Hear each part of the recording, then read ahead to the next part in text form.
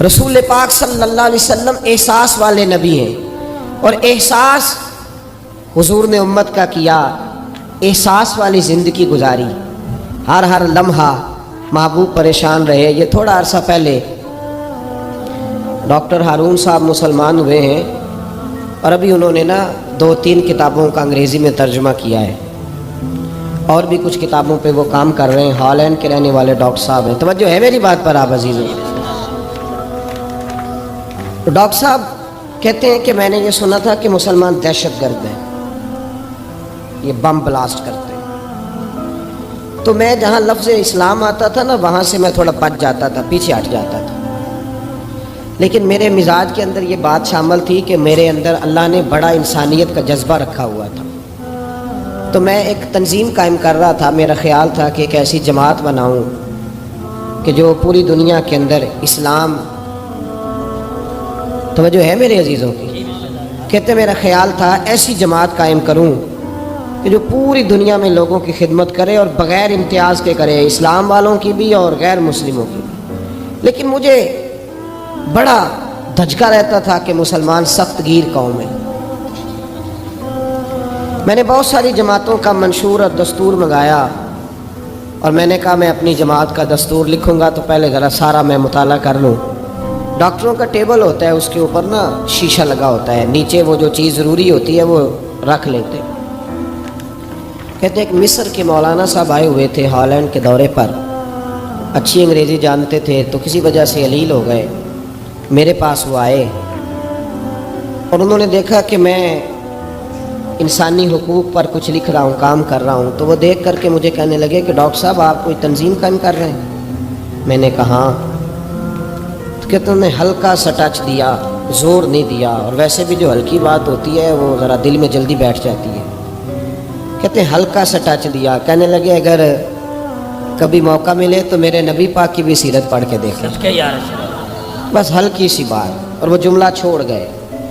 اعلیٰ حضرت فاضل بریلوی علیہ رحمہ نے لکھا ہے ضروری نہیں کہ تم جو کہہ رہے ہو وہ منوا کے اٹھو، لیکن میسج ضرور چھوڑ دیا کرو۔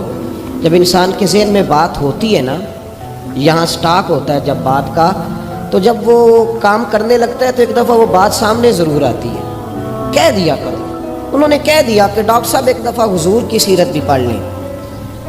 کہتے ہیں میرے ذہن میں بات بیٹھ گئی، مصروف آدمی تھا، زیادہ تو نہیں میں مطالعہ کر سکتا تھا، لیکن میں نے ایک دن 10 منٹ گھر میں ملے تھے تو میں کمپیوٹر پہ بیٹھا، اور میں نے کہا کہ انگریزی میں جو کتابیں حضور سید عالم صلی اللہ علیہ وسلم کی سیرت کی ہیں ان کو ذرا دیکھتا ہوں۔ تو فرماتے ہیں کہ میں نے نیٹ پہ سرچ کیا، پہلی حدیث آئی اور میں کلمہ پڑھ کے مسلمان ہو گیا۔ حدیث کہاں ہے؟ سبل الہدی والرشاد میں بھی ہے، کنز المال میں بھی ہے، مسند احمد میں بھی ہے، ابن اسحاق میں بھی ہے، ابن اشام میں بھی ہے، اور شاید سیرت کی تمام کتابوں میں آپ کو روایت مل جائے۔ نبی پاک صلی اللہ تعالیٰ علیہ وسلم کی حدیث اور روایت کرتے ہیں حضرت سلمان فارسی رضی اللہ تعالیٰ عنہ، اور ساتھ ہیں سیدنا بلال حبشی رضی اللہ تعالیٰ عنہ۔ فرماتے ہیں ہم گھر سے نکلے، حضور نے فرمایا ذرا جلدی چلو ایک ضروری کام ہے۔ فرماتے ہیں بڑی تیزی کے ساتھ آج روٹین سے ہٹ کر محبوب نے تیز تیز قدم مبارک اٹھائے، تیز تیز، اور فرماتے ہیں ایک گلی ہم نے کراس کی، دوسری گلی میں جو پہنچے تو پھٹے پرانے کپڑے، سادی سی بیوی، اور حالت بتاتی تھی کہ بیچاری کسی غریب گھر کی ہے، وہ سڑک پہ کھڑی تھی اور رو رہی تھی۔ میرے کریم رسول نے فرمایا بلال اسے پوچھو کیا مسئلہ ہے، کیوں روتی ہے؟ تو حضرت سلمان عرض کرتے ہیں میں نے کہا حضور میں پوچھ لیتا ہوں، آپ جائیے، کام بڑا ضروری ہے جو نکلیں، میں معلومات کرتا ہوں۔ تو محبوب نے فرمایا نہیں، اس کے آنسو پوچھنے سے ضروری کوئی کام بھی نہیں، پہلے اس کی داد رسی ہوگی، اسے پہلے پوچھا جائے گا۔ روتے نہیں رہتے لوگ گھروں میں، لوگ گزر نہیں جاتے چپ کر کے، کتنے لوگ تڑپتے ہیں، کون احساس کرتا ہے؟ نبی پاک سید عالم صلی اللہ علیہ وسلم رکے اور اس خاتون سے پوچھا کیا بات ہے؟ اس نے کہا کہ بات کوئی بھی نہیں، میرا ایک ہی موٹا سا مسئلہ ہے۔ کہا وہ کیا؟ کہنے لگی میں غریب ہوں، اور غریبی بذات خود بہت بڑا گناہ ہوتی ہے، لوگ بڑا جرم سمجھتے ہیں اس کو، بذات خود میں نے شروع میں کہا نا کہ مذہبی سٹیج کی بھی صدارت غریب آدمی نہیں کر سکتا، کیونکہ غریب جو ہوا جہد کول دتھی ہونی انہیں نیڑے بہنا ہے نا جی، جہد کول نہیں انہیں دے پیچھے جا کے بہنا اینڈ تے کول کہڑا دتھی ہے۔ اس سٹیج پہ بھی غریب آدمی کی صدارت نہیں ممکن ہو ہی نہیں سکتا۔ میرے رسول پاک سید عالم صلی اللہ تعالی علیہ وآلہ وسلم نے فرمایا پہلے اسے پوچھو کیا مسئلہ ہے۔ وہ کہنے لگی میں غریب ہوں، بوڑھی ہو گئی ہوں، ساری زندگی غلامی میں گزاری ہے، تیل لینے آئی تھی 5 دینار کا، بوتل میں تیل بھروایا ہے، اور اب بوڑھی ہوں نا تو کمر درد کرتی ہے، پیر پیچھے موڑا ہے تو میں گری ہوں، تیل زمین پی گئی ہے، اب زمین تو واپس نہیں کرتی، لیکن واپس جاؤں گی تو ایک یہودی عورت کی ملازمہ ہوں، وہ درے سے مارے گی، کھال ادھیڑ دے گی، میں بڑی پریشان ہوں، اب نہیں مار کھائی جاتی، ہڈیاں بوڑھی ہیں، قربان جاؤں۔ حضرت بلال کو حضور نے حکم دیا، فرمایا دوڑ کے گھر جا 5 دینار لا۔ فرماتے ہیں 5 دینار لائے، تیل خرید کے دیا، تو پھر رونے لگی۔ فرمایا آپ کیوں روتی ہے؟ اس نے کہا بتایا نا غریب ہوں، غریب کا جرم کوئی نہیں ہوتا، لیکن پیس دیا جاتا ہے، پھر بھی مار تو اب بھی پڑے گی، اب کیوں پڑے گی؟ تو عرض کرنے لگی محبوبہ مار اس لیے پڑے گی کہ دیر سے کیوں آئی ہے۔ تو میرے کریم رسول اور وہ بی بی حضور ابھی آئے ہیں مدینہ طیبہ، امام یوسف صالحی فرماتے ہیں ابھی آئے تھے حضور، سبل الہدیٰ والرشاد کے مصنف کہتے ہیں ابھی آئے تھے نبی پاک، وہ جانتی بھی نہیں تھی۔ تو سید عالم صلی اللہ تعالی علیہ وسلم نے فرمایا اچھا مار پڑے گی؟ کہا ہاں۔ اور بھائی کونسلر جو کل آپ کو کہہ رہا تھا نا میں آپ کا خادم ہوں، کونسلر بے گناہ، بلکہ ہمارے SHO صاحب اگر چودھری پہ پرچہ آ جائے تو اس کو ٹیلی فون کر کے پوچھتے ہیں صاحب جی تہاڈے خلاف درخواست آئی ہے، کی کرنا ہے؟ تو غریب آدمی بیچارہ، اس کی غلطی یہ تھی کہ وہ غریب تھا تو اس نے ریڑھی لگا لی چوک میں، اس کو دبوچ کے لے گئے، تینوں پتہ نہیں اتنے نکلوئی دا، تو اس کے پاس کل انویسٹمنٹ ہی 5000 تھی، سارا لے گئے۔ پھر وہ کونسلر صاحب کے پاس چلا گیا، سر میرے نال چلے آ جائے ذرا میں تھانے جانا ہے۔ انہیں کہا گڈی کرائی آ، پیسے ہیں نہیں ایویں تھانے جائیدا ہے۔ اب وہ گاڑی لایا ہے، پتہ نہیں کہاں سے لایا ہے، تھانے پہنچا ہے، اور یہ ہے ہمارا حال کہ وہ SHO بھی بیٹھا ہے کرسی پہ اور کونسلر بھی کرسی پہ بیٹھا، اور وہ غریب پیروں میں بیٹھا ہے اور ہاتھ باندھ کے کہہ رہا میری ریڑھی دے چھڈو، میریاں 4 تیاں نے تو میں شامی کھانا کھڑنا ہے۔ کدھر گیا امت کا وہ ذوق؟ ساری زندگی نعتیں سننے والوں بتاؤ تو صحیح نعت نے تاثیر کیا دی ہے روح؟ اگر ابھی بھی گھاڑی غریب کے پاس کھڑی نہیں ہوتی تو پھر کیا اثر ہوا ساری زندگی نعت سننے کا؟ میرے مصطفیٰ کریم سید عالم صلی اللہ تعالی علیہ وسلم نے فرمایا اس خاتون سے یہاں کونسلر ساتھ نہیں جاتا، کہتا ہے کر دیا ٹیلی فون، سویرے 9 بجے پہنچ جانا۔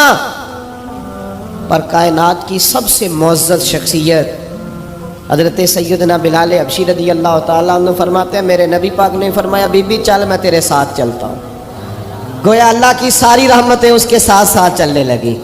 اور آگے آگے نہیں، ساری کتابیں پڑھ لو، وہ پھٹے پرانے کپڑوں والی بی بی آگے آگے اور اللہ کے کریم رسول پیچھے پیچھے، ساری گلیاں اس نے پھرائی، مدینے کی صحرا آ گیا، ایک دروازے پہ دستک دی، سے مالکن آئی، وہ بی بی بعد میں کہتی ہے میں بھی بڑی ڈاڈی تھی، طاقت ہی نہیں تھی میرے سامنے کو کھڑا ہو سکے، لیکن جب میں باہر نکلی تو میں نے نور کے حالے میں لپٹی ہوئی ایک عظیم ہستی کو دیکھا۔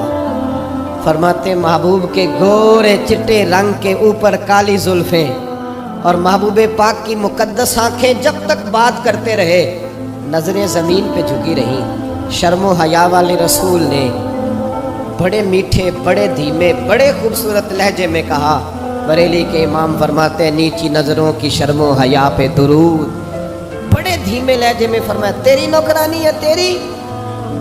عورت کہتی ہے میں تو حضور کے جلووں میں محو ہو گئی کہ سادگی میں اتنا حسن میں نے دیکھا ہی نہیں، تیری نوکرانی ہے؟ کہا تو میرے محبوب نے فرمایا بیچاری کی غلطی کوئی نہیں، اسے مارنا نا، اس سے تیل گر گیا تھا، نیا خریدتے دیر ہو گئی، رو رہی تھی تو میں سفارش کرنے آیا ہوں۔ وہ خاتون کہتی ہے کسی کی نہیں مانی تھی، پر محبوب کے جملوں میں تاثیر اتنی تھی، ککھ سواد نہیں مشری اندر، اساں کھنڈا بھی چکھ ڈٹھیاں، انہاں ساریاں شیواں نالوں گلاں سجن دیاں مٹھیاں، فرماتے ہیں نبی پاک صلی اللہ تعالیٰ علیہ وآلہ وسلم نے فرمایا کچھ نہ کہنا. کہنے لگی نہیں کہتی، میرا وعدہ رہا، کچھ نہیں کہوں گی. اب میرے حبیب نے پھر نظر اٹھائی اور اس غریبنی کی طرف دیکھا اور فرمایا تو اگر کہے تو میں جاؤں، تو اگر کہے تو میں خود بھیک دے، خود ہی کہے منگتے کا بھلا ہو، تو اگر کہے تو میں جاؤں. اس نے خراج پیش کیا تو چند آنسو گرائے. کہنے لگی محبوبہ جیسے بندہ نوازی. حضور نے رخ پھیرا. حضرت بلال کہتے میں پیچھے رہ گیا. میں پیچھے رہ گیا تو وہ دونوں بیبیاں دوڑ کے میرے پاس آئیں. کہنے لگی بتا تو صحیح ہے کون، یہ بتا تو صحیح کون تھے. تو حضرت بلال کہنے لگی تم نہیں جانتے. جناب بلال فرمانے لگے یہی تو ہے جنہیں اللہ نے سچا رسول بنا کے بھیجا ہے. بیبیاں دوڑ کے آئیں. کہنے لگی محبوبہ دروازے تک آئے ہو تو خالی تو نہ لوٹاؤ، مہربانی فرماؤ ہمیں بھی کلمہ پڑھا دو. ڈاکٹر ہارون کہتے ہیں وہ بیبیاں وہاں کلمہ پڑھ رہی تھی اور میں حدیث پڑھ کے کلمہ پڑھ رہا تھا. بھائی